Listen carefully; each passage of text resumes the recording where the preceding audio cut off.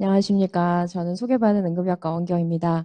오늘 제가 발표해 달라고 회장님한테 받은 내용이 책무성, 이게 책임감과 이제 의무에 대한 내용인데 저는 그 책임과 책무의 차이가 있는 부분을 연구하고 또 공부한 사람으로서 그 부분을 좀 소개하고 싶었습니다. 그러면서 이게 응급의학과 의사를 하면서 앞에 두 연자분도 그 책무성과 또 정체성 얘기를 다 해주셨거든요. 그래서 아마 제 얘기는 오늘 학문적인 것보다는 제가 지금까지 응급의학과 전문의 25년 차거든요.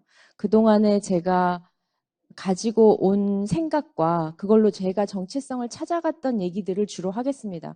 그걸 찾아가면서 저는 왜 내가 이걸 하고 있지? 그런 걸로 좀 자리에 설 수 있었고, 그것으로 하다 보니까 학문적인 근거가 있더라고요. 그런 것들을 좀 소개할 텐데, 철학적인 내용이라 많이 어렵고, 그거를 저는 이제 다 소개할 필요는 없다고 생각해서, 제가 그냥 간단하게만 진행하려고 합니다.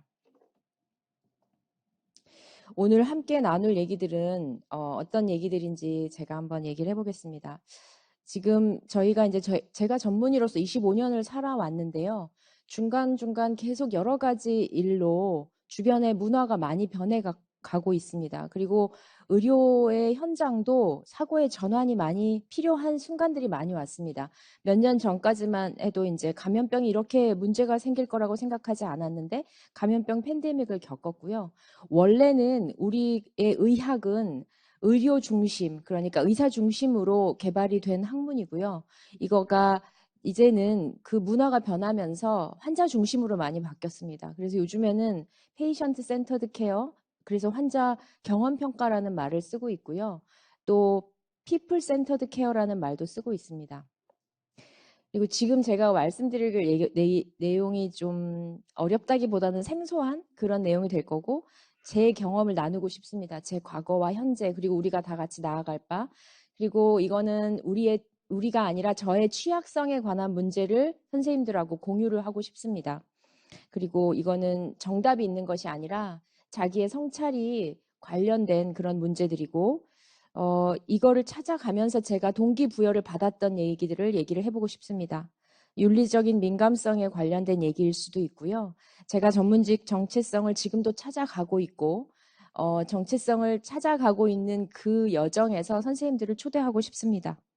그리고 이 부분을 공부하고 연구해 본 바로는 창의적으로 이것을 이용할 수 있어야 된다. 이제는 또 의료가 AI로 변혁이 되고 있습니다.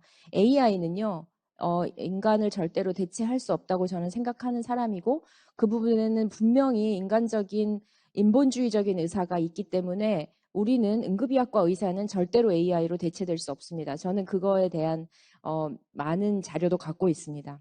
그래서 젊은 의사들이 이 부분에 대해서 의학 전문 직업성을 창의적으로 좀 생각하고 이걸로 자기 진료와 자기 삶에 응급의학과 의사로서의 삶에 응용해 볼 수 있었으면 좋겠다는 생각을 하고 있고 그럼으로 인해서 공동체 문화 그러니까 우리가 가지고 있는 팀이 응급의료 팀이 항상 프론트 라인에 서 있고 어떠한 바람에도 항상 우리가 먼저 나서야 되고 그 리더십을 우리밖에 보여줄 사람이 없습니다. 그래서 우리가 단단히 서 있지 않으면 우리가 딛고 있는 이 땅이 흔들리기 때문에 누구를 위해서 이걸 하자는 게 아니라 우리 자신을 위해서 정체성이 무엇인지 나는 어떻게 여기까지 왔는지 한 번씩 돌아보면 좋겠습니다.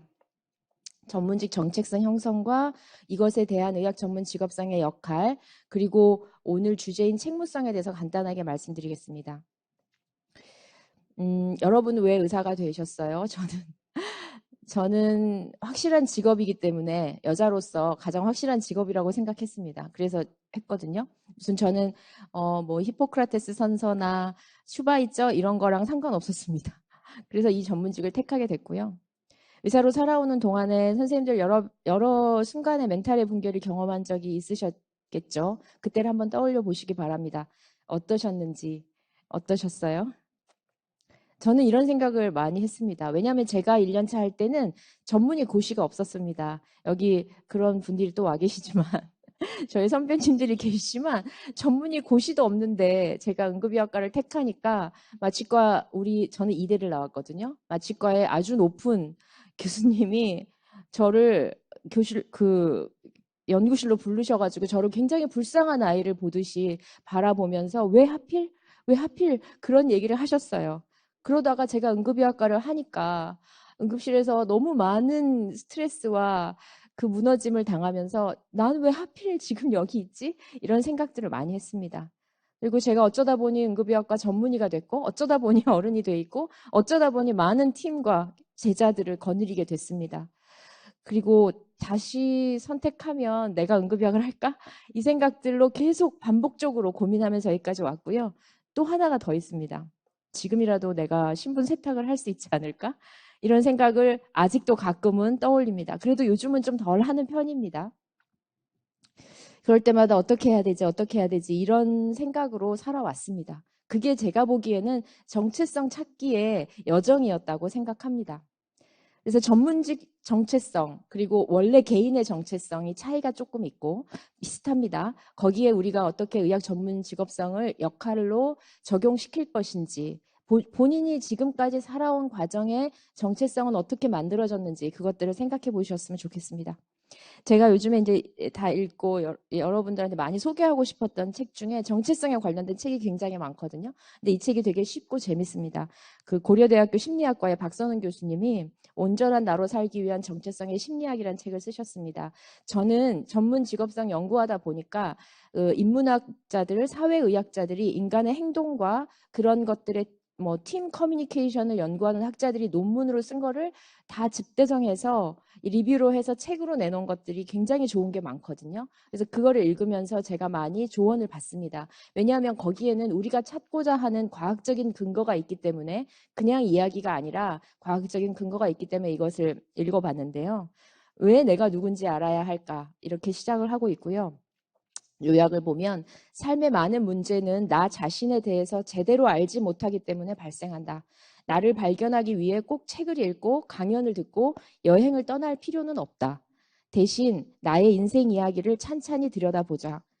거창하거나 대단한 이야기가 아니어도 좋고 길을 잃고 방황하던 시간 속에 쌓인 평범한 이야기들이야말로 나의 정체성을 만들고 내 안에 나를 발견하기 위한 출발선이다. 자신의 인생 이야기를 돌아보면 나도 몰랐던 내 안의 나를 발견하고 있는 그대로의 온전한 나를 받아들이는 방법을 알고 싶다면 이 책이 도움이 될 것이다. 그래서 우리가 자기 정체성을 찾기 위해서 여러 가지를 탐구를 합니다. 근데 그 중에 이분이 얘기하시는 거가 저는 맞는 것 같아요. 자기 안에 있는 자기를 들여다보고 나는 어떤 사람이지? 라고 이야기를 써보는 것이 자기의 정체성을 확립시켜주고 도움을 줄 수 있다. 그렇게 하고 있습니다. 그래서 나는 누구이며 어디서 와서 어디로 가고 무엇을 위해서 살고 있고 내 삶의 진짜 의미는 뭐지? 이런 것들로 고민을 할 때 그 정체성을 탐색을 한다고 하는 거고요. 거기에 대해서 확신이 섰을 때를 신념이 섰다는 바탕으로 한다면 네 가지 유형으로 나뉘는데 1번이 정체성을 획득한 경우 탐색을 하다가 결국은 나는 어느 가치관이 중요하고 나는 이런 사람이야 라고 확정된 사람이 획득된 사람이고 유해는 탐색은 하고 있지만 아직은 제대로 못 가고 있는 저 같은 사람이죠. 약간은 저는 획득 쪽에 조금 가깝긴 한데 그리고 정체성 폐쇄는 타인이나 가족이나 부모나 선생님이 만들어준 그 정체성 안에 이미 확정이 돼버린 경우죠. 그래서 갇혀버린 경우.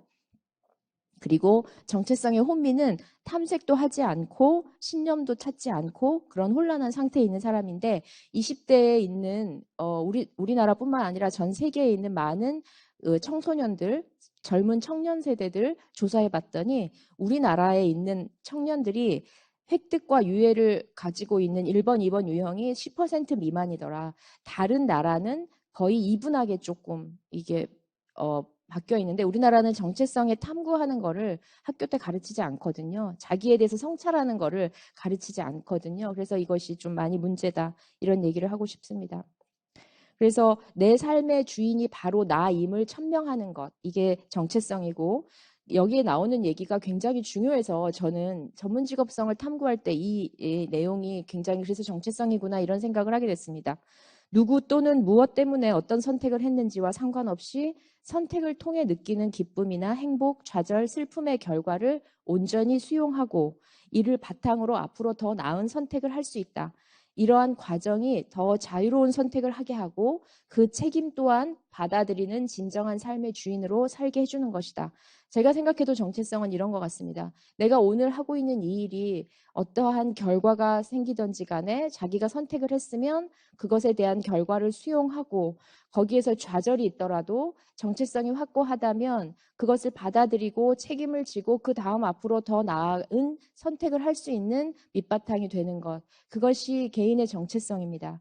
여기에서 이제 의사가 정체성을 찾으려면 단순히 러닝이라는 학습으로 통해서 찾을 수 없다라고 되어 있습니다. 이게 여러 학자들이 쓴 논문인데 의사가 되는 법을 배우는 게 아니라 becomes a physician, 의사가 되는 것입니다. 그러려면 이런 전문직 정체성을 추구하면 결과적으로 인본주의적인 의사가 돼서 그러한 삶을 살 수 있고 타인과의 관계 형성에서 회복 탄력성이 개발되고 환자의 치료와 질의 향상이 이루어진다라고 되어 있습니다. 그래서 의학 전문 직업성으로 정체성을 갖추어 갈수록 자신의 삶도 회복 탄력적이 되고 치료의 효과에도 영향을 미친다 그렇게 되어 있습니다.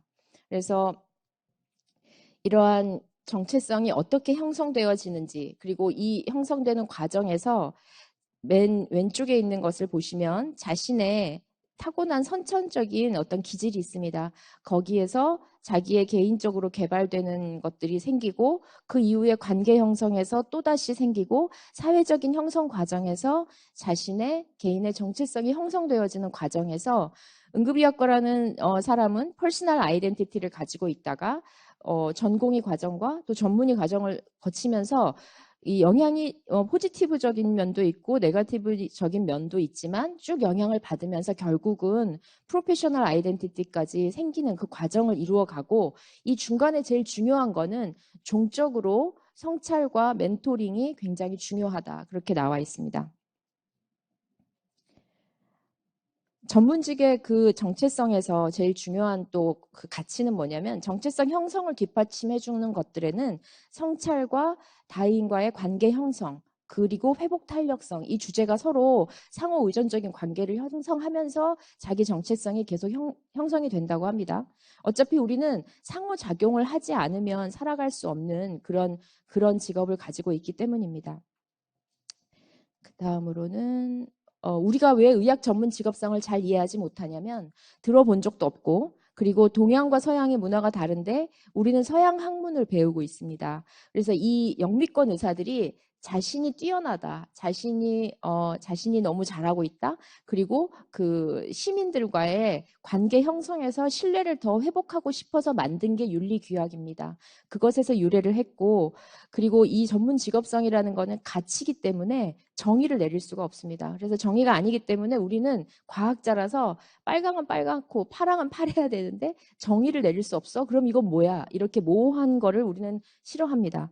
그래서 우리는 사회적인 현상을 이해하는 것에 서툴기 때문에 이해하지 못하지 제가 생각하기에는 이미 응급의학과 의사들이 시작하는 그 첫 걸음부터 어떠한 목적이든지 간에 우리는 전문 직업성이라는 옷을 입고 있다. 그것을 어떻게 가꾸어 나가는지가 중요하다고 생각하겠습니다. 프로페셔널리즘 얘기를 할 때마다 제가 보여드리는 건데 클리니컬 컴피턴스라는 바닥 위에 커뮤니케이션 스킬과 에틱스 그리고 리갈 이해 그 위에 네 가지 기둥이 있고요. 그 네 가지 기둥 중에 하나가 어카운트빌리티입니다. 그것을 다 잘 이루고 있는 것이 프로페셔널리즘인데 지금까지 우리는 맨 밑바닥에 있는 클리니컬 컴피턴스가 굉장히 비대했습니다. 그래서 이것이 균형을 맞추어 가려면 사실은 프로페셔널리즘이 견고하게 있어야지만 클리니컬 컴피턴스도 같이 역할을 할 수 있다고 저는 그렇게 생각합니다.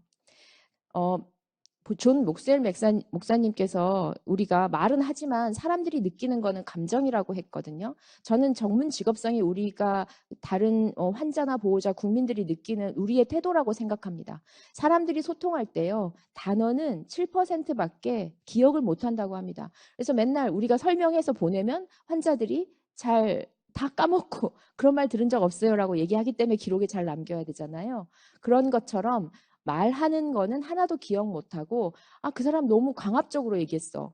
그 사람이 언어 선택이 너무 그렇더라. 그리고 막 너무 지저분하게 하고 와서 그렇게 진료를 보면 되니? 그런 것만 기억에 남는데요. 그래서 전문 직업성은 우리가 입고 있는 제복이나 아니면 그러한 태도, 그런 것들을 의사소통의 가장 기본이 되는 거라고 생각을 하면 좋겠습니다.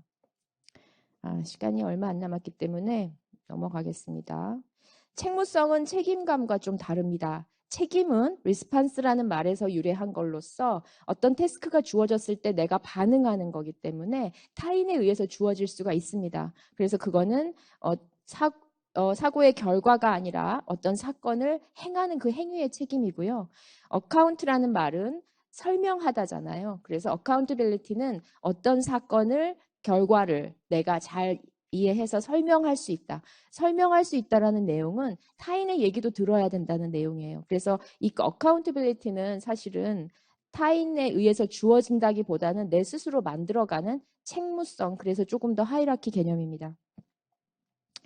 accountability가 어떠한 또 가치관으로 우리가 말해야 되냐면 그냥 책임을 지는 상태 이것만을 하는 게 아니라 다른 사람에 대한 책임을 환영하고 다른 사람의 의견을 환영한다는 의미가 accountability 안에 포함되어 있다고 합니다. 그래서 우리가 만약에 책무성을 수행을 하다가 실패했을 때 이게 환자안전 사건이 발생했을 때죠. 그럴 때는 당연히 이를 분석하고 근본 원인을 분석하여서 향후에 임상치료의 질을 높일 그런 의무까지 여기 포함이 되고 있기 때문에 책무성의 수행에서 실패했을 때 침묵하지 말아라. 그렇게 되어 있습니다. 그리고 이 책무성에 아주 중요한 또 가치관이 있습니다. 투명성, 명확성, 공감, 그리고 셀프 레귤레이션이라는 가치가 책무성의 근본 바탕에 있는 가치라고 합니다. 타인을 공감하지 않으면 책무성을 이루어 갈 수 없다고 되어 있습니다. 응급의학과 리더십의 특수성을 한번 보겠습니다. 우리 의사결정 범위는 병원 전 단계를 포함하고 있어서 다른 의사군들하고 급이 다릅니다. 그리고 더 미숙한 의료진도 많고 다양한 직군으로 이루어져 있고 우리는 거기서 항상 리더가 됩니다. 다른 임상과에 비해서 매우 복잡하고 동시에 다발적으로 문제가 발생하고 대부분의 의사 면담은 어려운 면담이어서 나쁜 소식 전하기인데 시간도 제대로 확보할 수가 없습니다. 그래서 우리는 항상 환자 안전 문제를 굉장히 고심하면서 긴장된 상황에서 스트레스와 압박감을 받으면서 빠른 의사결정하고 리더십을 발휘해야 합니다. 그래서 우리는 이러한 의학적인 그런 결정이 우리한테 인간적인 고뇌를 느끼게 하고 윤리적인 딜레마 상황에 더 흔하게 놓입니다. 그래서 사실은 의학 전문 직업성을 우리만큼 더욱더 발전시키고 소통할 수 있는 사람들이 없습니다. 그래서 우리가 얘기를 하는 대화의 내용도 중요하지만 어떠한 태도로 얘기하는지를 고심하고 얘기하는 것이 중요할 겁니다. 그리고 지금 현재 어떻게 가르칠 것인가에 대한 문제를 이제 학회 안에서도 고민을 하고 있는데 이러한 교육은 프로페셔널리즘 교육하고 책무성을 교육하는 것들은 렉처로만 할 수가 없습니다. 우리가 현장에 있는 의료팀을 모두 다 다른 직군도 교육해야 되는 그런 리더십을 가져야 되고 우리가 만나는 그 베드사이드 티칭 외에도 모든 장소가 교육 장소가 돼서 숨겨진 교육 과정이 아주 많이 영향을 미친다고 되어 있고 좋지 않은 롤 모델링이 있다면 우리의 선배가 그런 사람이 있다면 보충학습 받아야 됩니다. 그리고 좋은 롤 모델링이 될 수 없는 사람은 가르치는 것에서 제외돼야 됩니다. 그리고 교수나 그 팀의 리더들도 반드시 평가되어야 된다고 저는 생각합니다. 그리고 보상 시스템이 지금은 진료와 또 교육보다 진료와 연구에만 너무 집중되어 있는데 저는 너무 구태의연하다고 생각합니다. 세상은 많이 바뀌었는데 아직도 여기서 한 걸음도 못 나가고 있습니다. 학교에서 계속 얘기하고 있는 내용입니다. 그래서 전문 직업성의 본질은 반드시 각 의사의 정체성의 일부가 돼야 되고 관찰 가능한 행동에도 이것이 반영되어야 합니다.